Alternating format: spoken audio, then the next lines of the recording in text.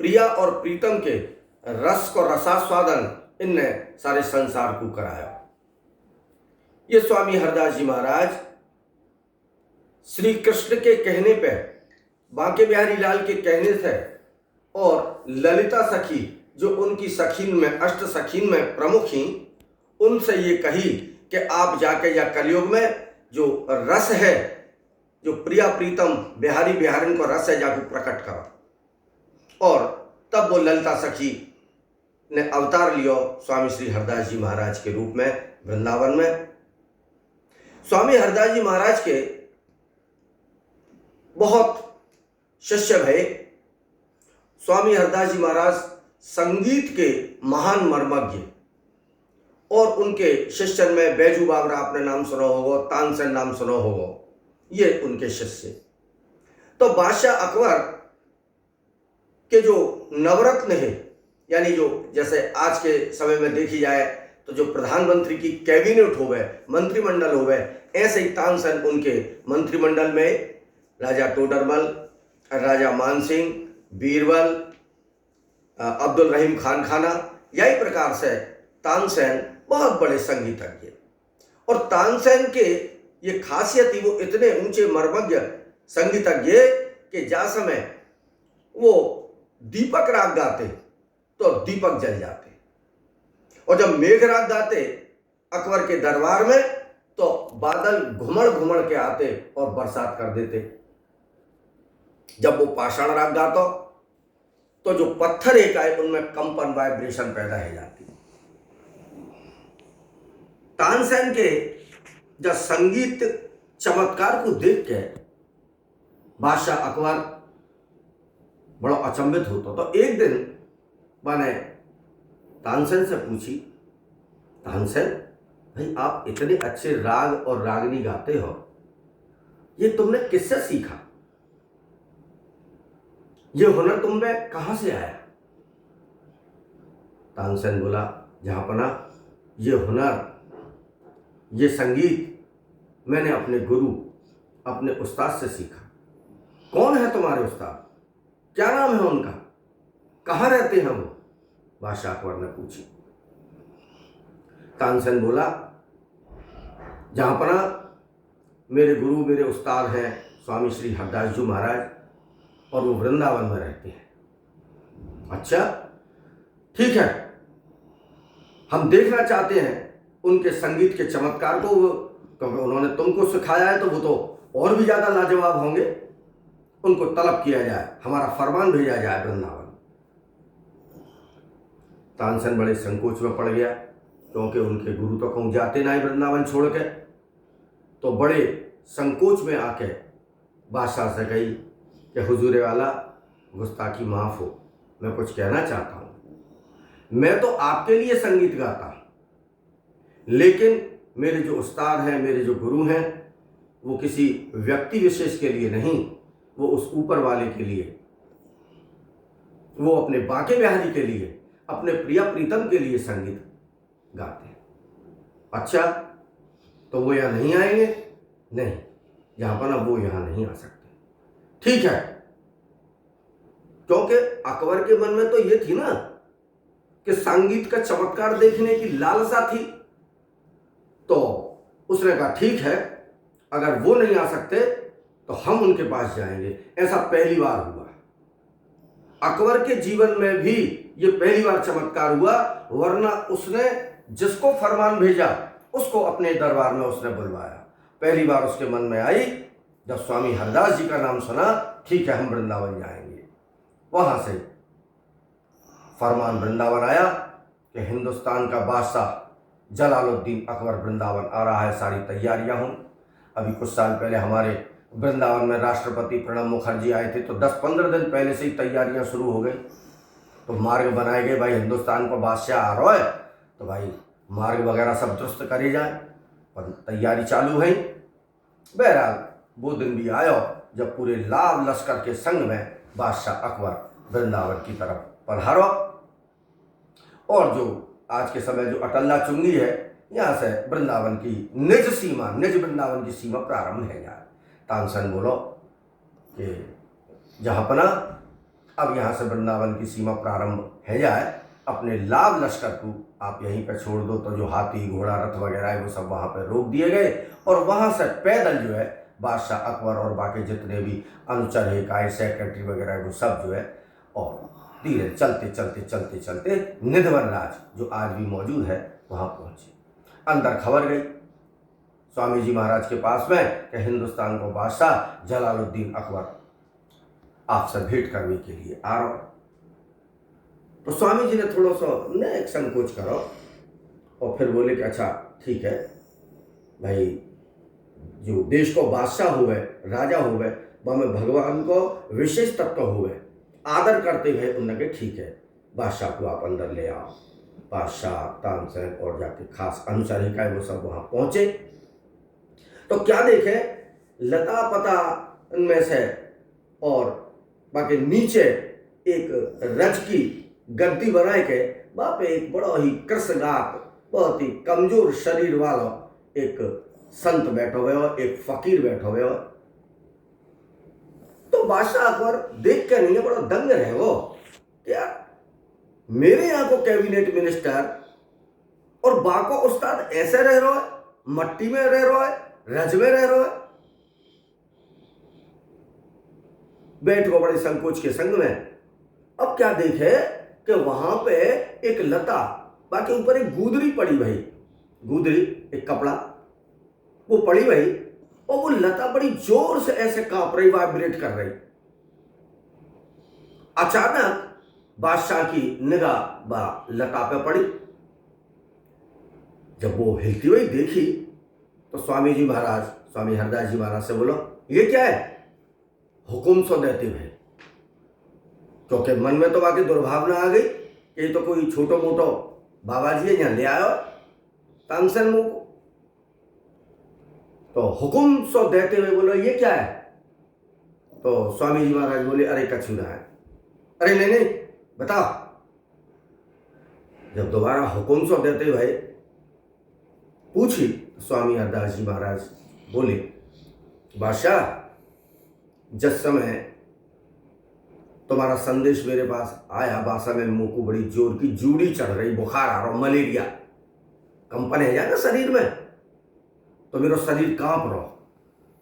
और आपके आगमन की जब मैंने खबर सुनी तो आपका स्वागत करना तो मेरा लाजमी है और वार्तालाप भी हो तो वह वार्तालाप में जो बुखार जो मुंह को आ रहा का हो, जो बुखार व्यवधान पैदा करता हो, जामारे मैंने अपना जो जूड़ी बुखार है जे जब गुदरी में रख के नहीं है मैंने यहाँ पे टांग दियो है, वह ज्वर के जोर से वह बुखार के जोर से जे लता हिल रही है। जब आपको देख कर नहीं है अकबर बादशाह की तो आंख खुल गई, अरे this is a miraculous personality, ये तो बड़ा चमत्कारी बाबा जी है, देखने में तो जो फक्कड़ लग रहा है। बड़ा अचंभित है। तो जो बाकी मन में पहले जो दुर्भावना हिकाई वो एकदम भावना बाकी परिवर्तित है। तो जब कई गुरु के या कई के यहाँ पे मिलवे जामे तो आज भी ऐसा कट सी है नियम है कि कछु ना कछु भेंट लेके जानी चाहिए। तो बादशाह अकबर स्वामी हरदास जी के लिए भेंट करने के लिए कन्नौज से माने रूह मंगवाई, इत्र की रूह। ये तो इत्र आपको आमतौर पर इंटीमेट और इत्र जैसा मिले, एक हुआ रूह जो एक्सट्रैक्ट ऑफ द फ्लावर्स हो का है वो आने मंगवाया, स्पेशल ऑर्डर दे के भाई बादशाह। तो वो इत्रन की रूह लेके नहीं आयो और जा चमत्कार को देख के स्वामी जी महाराज को भेंट करो के महाराज ये एक छोटी सी तुच्छ भेंट मैं आपको दे रहा हूं। अब स्वामी जी वार्तालाप कर रहे, अकबर से बातचीत चल रही, उनकी भेंट स्वीकार करके एक एक शीशी स्वामी जी महाराज खोलते जामे और जो रज पड़ी वही काई तो रज में तो बैठे ही हुए, रज जो पड़ी काई बा में वो शीशी इनको उड़ेलते चल रहे, फिर बातचीत कर रहे, दूसरी शीशी उड़ेल रही। अब अकबर के मन में फिर ये दुर्भावना आई कि देखो मैंने कितनी कीमती रूह मंगवाई, कितनी कीमती भेंट मैंने मंगवाई और जब बाबा जी ने सबरी मट्टी में मिला दी, जब आपको स्वामी जी महाराज तार गए, वो पहचान गए कि बादशाह के मन में मेरे प्रति कछु संशय आ रहा है। तो बोले तानसेन से, तानसेन ऐसा कर, बादशाह अकबर को तू बाहर ले जा और बांके बिहारी लाल के दर्शन करा ला। तो ये जो बांके बिहारी लाल का जो आज मंदिर है, बादशाह पहले बांके बिहारी लाल जो निधवन राज में विराजो करते, वहीं इनको मंदिर हो। तो तानसेन आज्ञा पाके स्वामी जी महाराज की और बांके बिहारी लाल को दर्शन करावे के लिए बादशाह अकबर को ले गो। जो वहां पे दर्शन करे तो क्या देखे कि जो इत्र की रूह स्वामी जी महाराज ने मट्टी में मिलाई, रज में मिलाई, उन्हीं इत्रन की रूह से, खुशबू से वो पूरा मंदिर जो है महक रहा, सुगंध आ रही, और वही रंग बिरंगे इत्रन से बांके बिहारी लाल के जो परिधान है, जो वस्त्र है, वो रंग बिरंगे है। वह देख के चकाचौंध है। तुरंत उल्टे पैर लौट के नहीं आयो और स्वामी जी महाराज के चरणन में गिर पड़ो कि महाराज, मेरे भीतर की दुर्भावना, मेरे संशय को आप पहचान गए, मुझे बताओ ये क्या है रोय। स्वामी जी महाराज बोले, भाई मैं समझ गए हो क्या तेरे मन में जो बात आ रही है कि ये सबरे इत्रन को मिट्टी में मिलाई दे रहो है भयो जे। जा समय ये अकबर आयो ना वृंदावन, बस में फागुन को महीना हो। तो स्वामी जी महाराज बोले कि भाई प्रिया प्रीतम हमारे होरी खेल रहे, तो प्रिया जी के प्याले में रंग खत्म है वो। तो जामारा मैंने जो तू इत्र लायो का, जो शीशी लायो का, वो सबरों को सबरों मैंने प्रिया जी के प्याले में उड़ेल दियो, और प्याले में तो भर भर पिचकारी प्रिया जी ने बांके बिहारी पे मारी है। बस है जिस सबरों जो है मंदिर में हेकरो है, और वस्त्र जो है रंग बिरंगे है। यह घटना को सुन के नहीं, वो तो नतमस्तक है वो। स्वामी जी महाराज के चरणन में पड़ गो, बोले महाराज मुझसे बड़ी गलती हुई, जो मैंने आप पे शक किया, सुवाह किया। मुझे कोई सेवा बताओ, मैं कछु सेवा करना चाहूँ। स्वामी जी महाराज बोले, भाई हमें क्या सेवा की जरूरत है, हमें कोई सेवा की जरूरत ना है, न हमें पैसा की जरूरत, न रुपया की जरूरत, न हमें आश्रम की जरूरत, हमें किसी चीज की जरूरत ना है। नहीं नहीं महाराज, मैं आया हूं तो कुछ ना कुछ तो मुझे आप सेवा बताओ। तो स्वामी जी महाराज ने बड़े संकोच करके बोले कि भाई तू इतनी जिद कर रहा है बादशाह, तो भाई हमारे प्रिया प्रीतम बिहारी बिहारिन जा घाट पे हमें युगल घाट बाबा एक छोटा सा कोनो टूट गया हो, तो अगर तू वह बनवा सके तो वह बनवा दे। माने एक सेकंड, अरे जब बाबा जी ने मांगो भी तो मुझे का मांगो। बाकी फिर मन में ये बात आ गई, मांगो तो क्या कि एक छोटा सा घाट को कोनो बनवा दे। अरे मैं कोनो ना है, मैं तो पूरा घाट ही बनवा दूंगा। वो बनवा भी सकते, क्योंकि वहां के वो तो भौतिक संसार है, देख रहा हूं ना। तो बोले अच्छा कोई बात ना है, कल मैं तो अपना वो प्रिया प्रीतम को जो घाट है वो मैं दिखा दूंगा। तानसेन तू ऐसा करियो, बादशाह सलामत को कल सवेरे 4 बजे जुगल घाट पे लेके आए। वो अपने निश्चिंत है कि बादशाह अकबर अपने विश्राम पे चलोगो। सवेरे 4 बजे तानसेन और बादशाह अकबर को लेकर नहीं आ युगल घाट पहुंचो। स्वामी जी महाराज भी पहुंचे, वो तो वहां नित्य जाते ही है। स्वामी जी महाराज पहुंचे, बाने बड़ी जल्दी से बोला, हाँ महाराज कौन सा किनारा है। स्वामी जी महाराज बोले, देख वो किनारा वो दिख रहा कौन सा कोनो। तो स्वामी जी महाराज ये जानते कि जी अकबर बादशाह कोई छोटो मोटो व्यक्ति ना है, ये भी बहुत बड़ा चमत्कारी व्यक्ति है, और जाको सैकड़ों साल तक नाम रेवे वो, और जाकी भावना को परिवर्तित करने को मेरो कर्तव्य है। तो स्वामी जी महाराज ने अकबर को दिव्य चक्षु प्रदान किए। एक तो हम सब लोग ये भौतिक संसार देख रहे हैं, आज हम वृंदावन देख रहे हैं, सड़क देख रहे हैं, बिजली देख रहे हैं, जी देख रहे हैं, लेकिन वृंदावन को जब दिव्य रूप आप देखोगे तो आप ये वृंदावन बिल्कुल ढह चलेंगे। तो जब वह दिव्य चक्षु प्रदान करे तो वो क्या देख रहा है कि पूरा जो घाट है हीरा मोती पन्ना माणिक और लाखन मणियन से जड़ा हुआ वो घाट है। मणि हजारन सर्पन में से एक मणिबंध सर्प हुए, ऐसी में लाखन मणियन थे वो घाट जगमगा, वह डेजलिंग, वह चकाचौंध घाट को देख कर नहीं है, वो तो भैया हैरान रह गया। सो जो है स्वामी जी महाराज के चरणन में गिर पड़ो कि क्षमा करो महाराज, ये काम न मुझसे होना है, अकबर का खजाना चीज है क्या, जो चीज घाट का कोना है। और ऐसा कह कर नहीं नतमस्तक है वो, और फिर स्वामी जी महाराज से बोलो कि मोए गुरु दीक्षा दो। ऐसो भी प्रसंग आवे, ऐसो भी प्रसंग सुनबे में आवे कि स्वामी हरदास जी महाराज के कहवे पे ही बादशाह अकबर ने वो जो बाबरी मस्जिद हिकाई अयोध्या में, जहाँ पे हिंदू पैर भी ना रख सकते, स्वामी हरदास जी महाराज के कहवे पे ही बादशाह अकबर ने हिंदू समुदाय को बाजगह पूजा अर्चना करने की अनुमति दे दी। वो जो माने भाई चौके बाके पूर्वजन को नाम हो ना, भाई बाबर बा को बाबा ही तो हो, तो जो अनुमति दे ऐसो सुनने में आवे।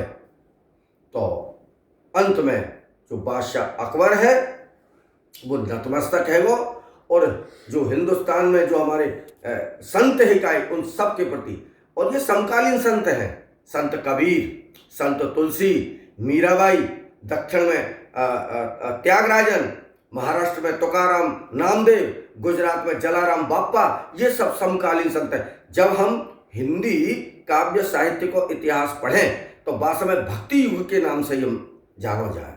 तो अकबर की एकदम भावना बदल गई, बाकी सोच बदल गई, और सब हमारे संतन के प्रतिभा को आदर का भाव आ गया, और सबसे करीब करीब मिलो।